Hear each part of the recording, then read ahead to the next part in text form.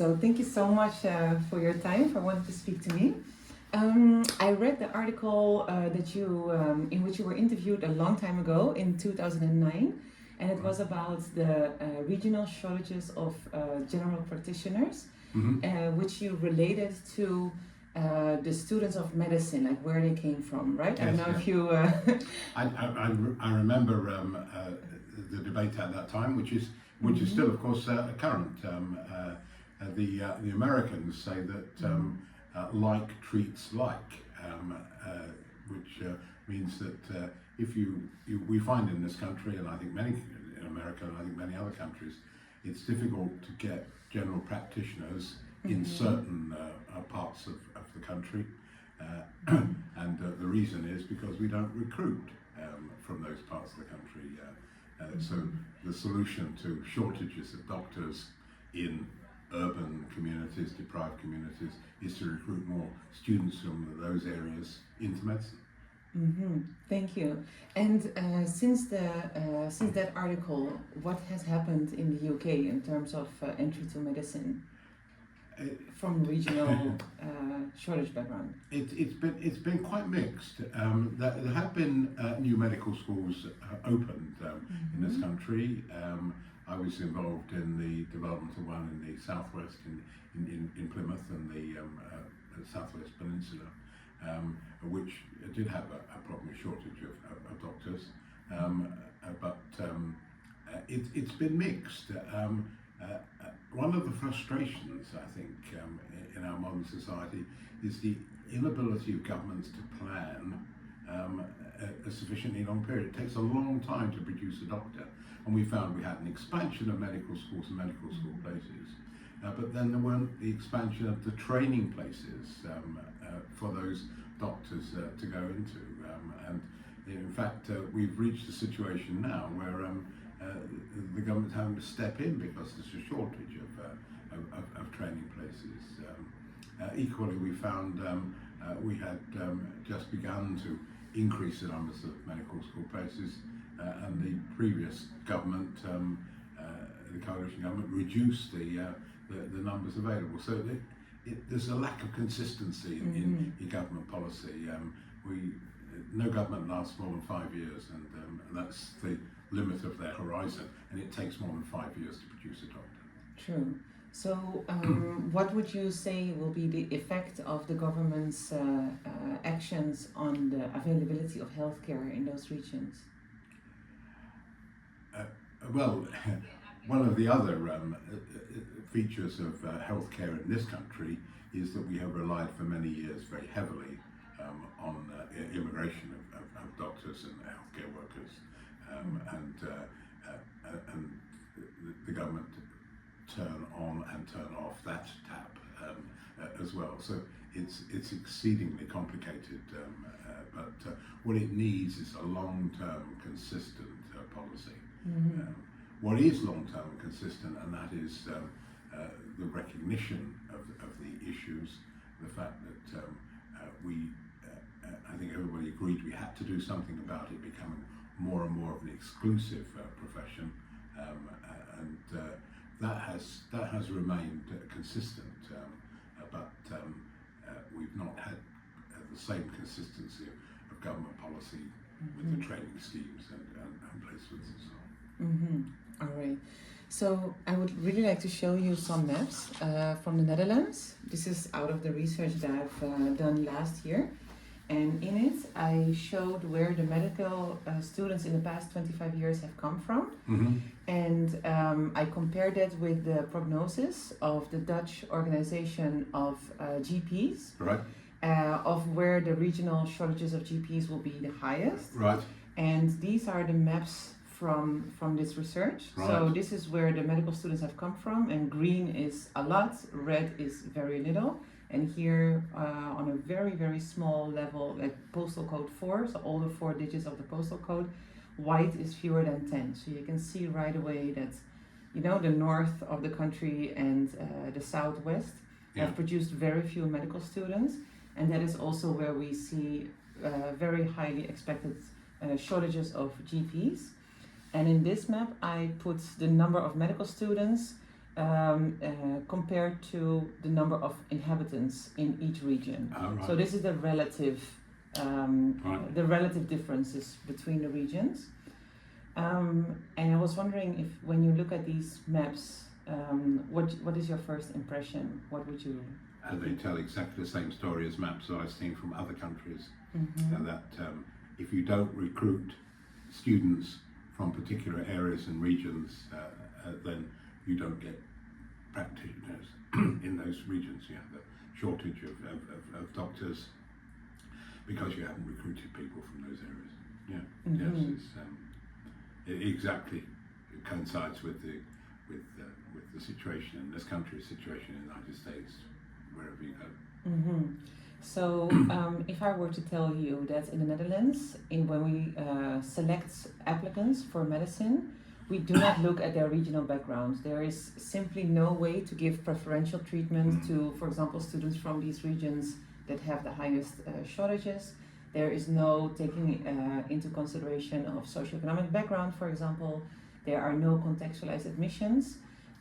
We treat all applicants as if they are the same and as if they have had the same life circumstances.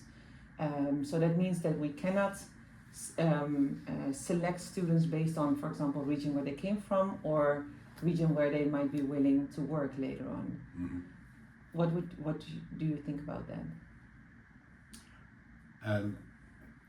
Well, it's equally challenging in this country to engage in positive discrimination. Mm-hmm. But what you can do is you can reach out to those communities more intensively than others.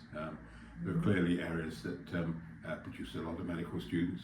You don't need to do so much outreach work there. There are others on this map which produce very few. Mm-hmm. Therefore, your medical schools should be encouraged to work in those regions, to encourage people to come forward for medicine. Mm-hmm. And then there is, I'm assuming in all medical schools want to take the students with the greatest potential to be good medics. And so they need to pay attention to the context in which students have been studying, if they haven't had the same opportunities. And very often people get discriminated against going to medical school because they haven't had experience. So if your father or close relative is a doctor, then it's easy to get work experience. If you know nobody in your family is a doctor, and there's a shortage of doctors in the area where you live, it's very difficult to get work experience. So in fact, we are discriminating against those who have educational disadvantage because of the performance of the schools where they are, who have don't have family connections that can get them work experience. And so, in fact, people say, oh, we don't discriminate. They are discriminating because there are these barriers in the way of people from disadvantaged areas. Mm-hmm. And what would you advise the Dutch government to do in this situation that we currently have? Yes, I would advise them to encourage the outreach work into those regions. I would encourage them to allow medical schools to look for the students with the greatest potential. If you've got good grades from a school where people are only getting poor grades, then that possibly suggests that you're outstanding, that you've more potential to fulfil. That's not an unreasonable assumption to make, and indeed there is plenty of research in this country that shows that assumption is actually correct. That students do recover from having that poorer start in life, yes, I would encourage them to develop a strategy to deal with the problem of the shortage of doctors in these deprived areas. Mm-hmm. And what would you advise the medical faculties to do? Because in the Netherlands, every faculty can design their own admissions procedure. Right.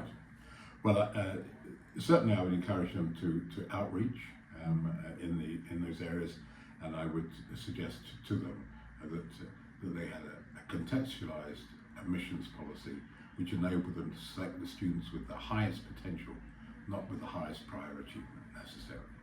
All right, thank you so much. And what do you think in terms of the treatment of applicants? What are some of the traits that you think that the students that are here targeted as widening participation applicants, right, or potential applicants from widening participation backgrounds, what are some of the traits or the skills or the characteristics that they bring with them based on their background that add value to the healthcare sector? Well, they certainly have a greater understanding of some of the challenges of deprivation, and we know that health trends and social deprivation, socioeconomic deprivation, run parallel. The two are closely linked, so they have a much greater understanding of that. Very often they have a greater insight into the effects of long-term sickness on family life and on communities, because they have experienced that. Very often that's a motivation for widening participation students to get into medicine, because they have had a relative, maybe they've been a carer for their parents, so you quite often find that. Mm-hmm. All right, thank you so much. Has anybody else from the Netherlands ever approached you to advise them on this issue or any other educational issue? Have you ever been asked to be an advisor? I've some time ago I talked with some of the technical universities when I was Vice Chancellor, and we talked there about issues of widening participation.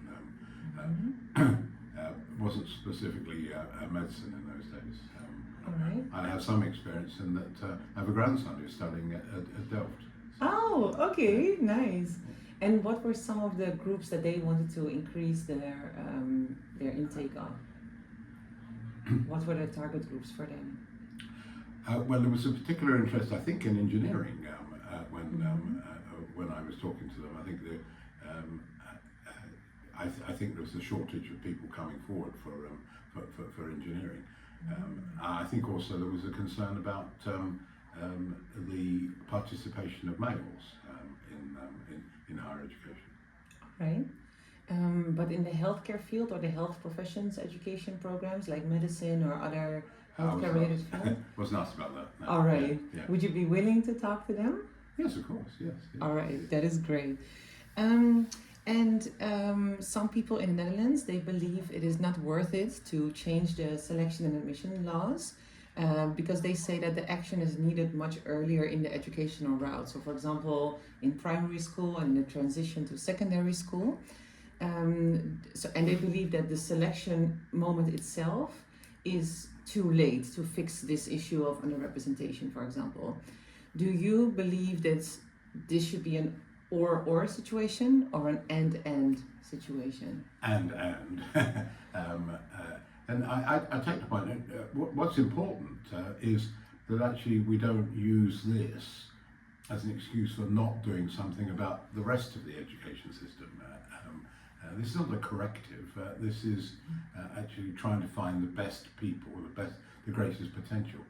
So by far, what we know in education, the younger you intervene, the more returns you get.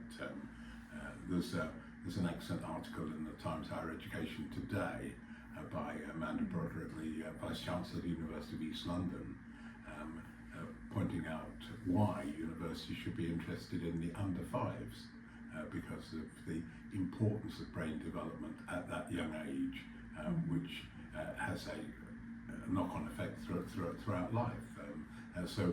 Yes, it's important to intervene early, but it's also important to recognise that until those problems are fixed, and will they ever be fixed, until those problems are fixed, then we have to find other ways of finding the students with the greatest potential. All right, thank you. And can you maybe tell more to the viewer something about your background and your expertise in this area? Because the people in the Netherlands might not know you. So can you say a bit more about your professional background and so on? Yes, I'm sure they don't know.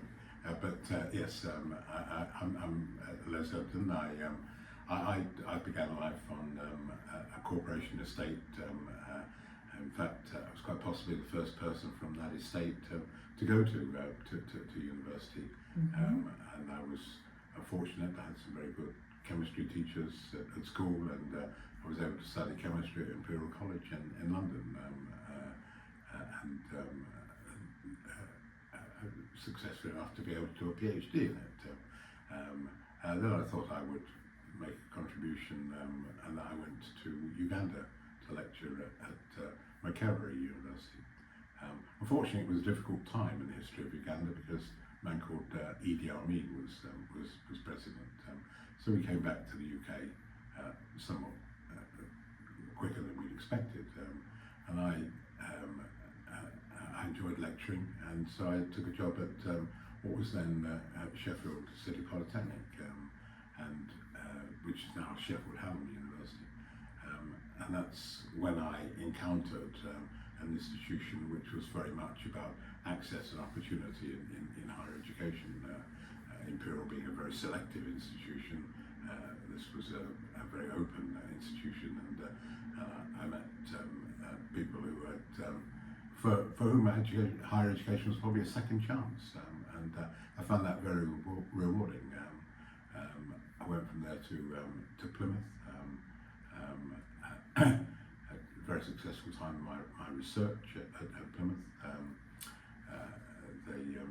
They made me head of department. It was such a disaster that after 2 terms they promoted me to Deputy Vice Chancellor, Deputy President, Deputy Rector, and then I was 14 years in that role, and during that time we got a new medical school at Plymouth, the first new medical school for many years, and the first one in that kind of a university. And I thought, having gotten a medical school, they'd make me Vice Chancellor when the vacancy arose, but they picked somebody who'd run a medical school before, so I went to Luton and discovered it was too small a university to afford an expensive Vice Chancellor, so I bought another nearby university and formed the University of Bedfordshire. And we had a lot of success over 9 years when I was in charge of the University of Bedfordshire. At the end of it, I thought I was retiring, and the government phoned me up and said, "Would you like to be the Director of Fair Access?" And I said, "You must be joking, because nobody has publicly opposed £9,000 fees as much as I have. No Vice Chancellor has been quite so vocal as I have." And they said, "Well, we think that's exactly why you should do the job, because the students will trust you." So I took the role of Director of Fair Access, and held that for 6 years until the system was changed in this country to form the Office for Students, and I was abolished, but have stayed. For me, it's a part of giving back. Higher education transformed my life, and gave me opportunities that I never dreamt I would have, didn't even know existed. And so for me, the latter parts of my career have been about giving something back, and that's why I continue to chair Neon, and I serve on a number of other charities and university boards where they're reaching out to people who otherwise would not have had the opportunities that I had. All right. And can you tell the viewer more about what the Office for Fair Access did? Yes. When the fees were first introduced for students to pay, there was great controversy in Parliament that it would reduce the opportunities for students from poorer backgrounds to go to university, despite the fact that the fees will be paid by a loan, which will be paid back later after graduation.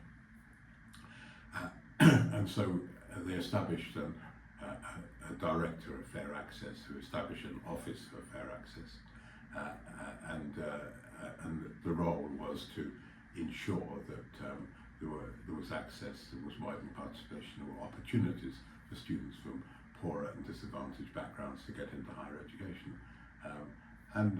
We can see from the graphs of participation that we had a good deal of success, despite the increase in fees up until they became pretty much full cost fees at £9,000, and I sometimes worry a bit a policy which I wasn't in sympathy with, because I think university education is a public good, and the fees treat it as a private good. I felt it was a wrong system, but I think the work that the Office for Fair Access did ensured that it didn't actually put off students from disadvantaged backgrounds. In fact, compared it with Scotland, where they didn't have fees, England actually did better in terms of widening participation and fair access, which was interesting and unexpected. Mm-hmm. All right. Are there any main recommendations that you would want to give the Netherlands, especially the Ministry of Education, when it comes to the regional differences, for example? Because these data are about medicine, but they can also be translated to university participation in general. Yeah. And one of the areas that it really relates to is the socioeconomic differences. So this is, for example, the average income of the different regions. So red is low income, blue is high income. Mm-hmm. So that translates very clearly also to university participation. What are some of the main recommendations that you would give a country with this educational context? I think at this time in Europe, we really should be on alert, because these disparities in income, which also relate to disparities in education opportunity, are a very dangerous and divisive force. In this country, they have led to rioting. They've led to discontent, and governments should not be relaxed in the face of inequality. One of the best and most self-sustaining ways of reducing inequality is to upskill people, is to improve education. And so I would always encourage governments to invest in education. All right. Thank you so much. Thank you really so much for your time.